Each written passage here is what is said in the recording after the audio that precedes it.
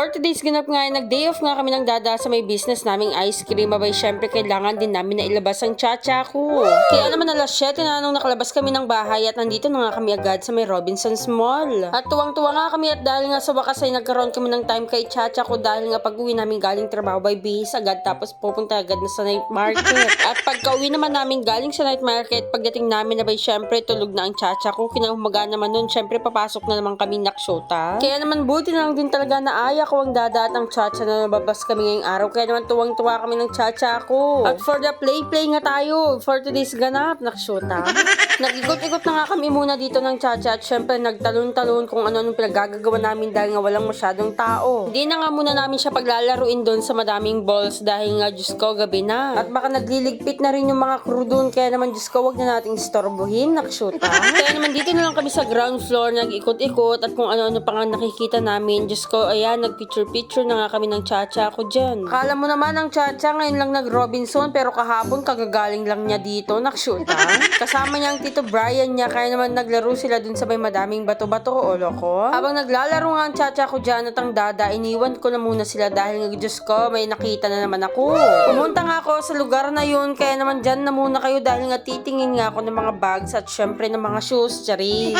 Abay, for the tingin-tingin na lang muna tayo no, mga kavava dahil nga wala pa tayong sapat na ipon, naksyota. Pero Diyos ko, manifesting nga talaga na magkaroon ako ng isang balde-balding ganyan. Kaya naman ang pinaggagawa ko lang din talaga dyan ay syempre ang magsukat-sukat. Ano pa nga bang gagawin natin, naksyota? Akala mo naman talaga, bibilan ako ng dada, Diyos ko. Pero naman, baka naman sakali lang, no? Pero may gusto nga daw siyang bilhin sa akin para sa akin, ay naksyota.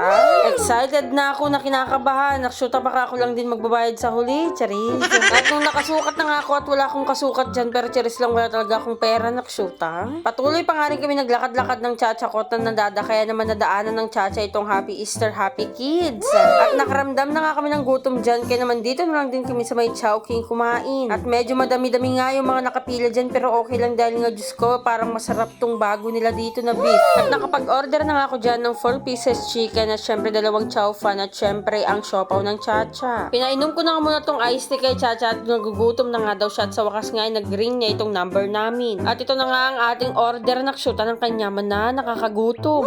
Kinuha ko na nga yung mga in-order ko dyan at syempre kakain na tayo mga kavava o loko. Parang hindi masaya si kababa, naksyota. Abay, paano ba naman kasi 30 minutes ka talagang mag-aantay? Gutom na kami. Pinagpanood na muna namin ang chacha dito dahil nga Diyos ko nang gugulo na naman. Hindi na naman kami makapag-concentrate, naksyota. Ito na nga in-order namin pero wala pa yung halo-halo at mamaya na nga daw isi-serve. Kaya naman nag-umpisa na kami kumain dyan ng chacha ko at habang nanonood siya para masubuan ko ng mas maayos. Ay na, pag hindi mo nga talaga siya pinanood ng ganyan, Diyos ko talaga naman. Malawlaw na amin nga lugar, naksyota. Nakakamiss talagang kumain naman kahit paminsan-minsan no, yung lumalabas tayo.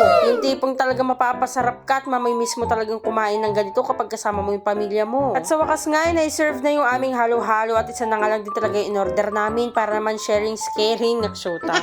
Please lang dahil nga nagtitipid na lang din talaga kami para naman Diyos ko may pambili pa kami ng kung ano-ano. O diba? Lalo na yung mga ganito kapag may gustong ipabili yung anak ninyo kaya naman binilhan namin siya dito ng cotton candy. At tuwang-tuwa nga siya dahil gusto ko nga yung may design pero wala na daw yung nagde-design. Kaya naman plain na lang na ganito yung binili namin sa kanya. Tignan nyo naman, tuwang-tuwa. Pero parang mas natutuwa ang dada, naksyota.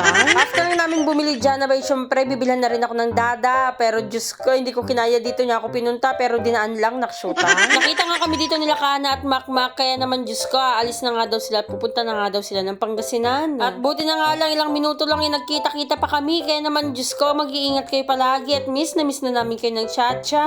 Kaya naman ayun lang mga kavava, salamat sa panonood. Bye!